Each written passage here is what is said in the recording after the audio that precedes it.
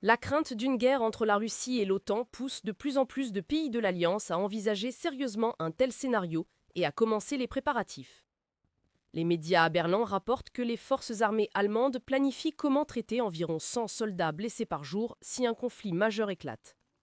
Ces préparatifs sont faits après les avertissements de l'Alliance, selon lesquels Moscou pourrait être capable de lancer une attaque contre un pays membre de l'OTAN dès 2029. Bien que Moscou continue d'insister sur le fait qu'une guerre frontale avec la plus grande alliance militaire du monde n'est pas dans ses plans, les récents incidents impliquant des avions de chasse et des drones russes sur le territoire des pays de l'OTAN ont accru la crainte d'une escalade. Le chef d'état-major allemand, Kanter Ralf Hoffmann, a déclaré que le nombre de soldats blessés dans un conflit potentiel dépendrait de l'intensité des combats et des unités militaires impliquées. En réalité, nous parlons de préparatifs pour un chiffre d'environ 100 soldats blessés par jour, a-t-il déclaré dans une interview à Reuters. L'Allemagne adapte constamment sa formation médicale en intégrant les leçons de la guerre en Ukraine.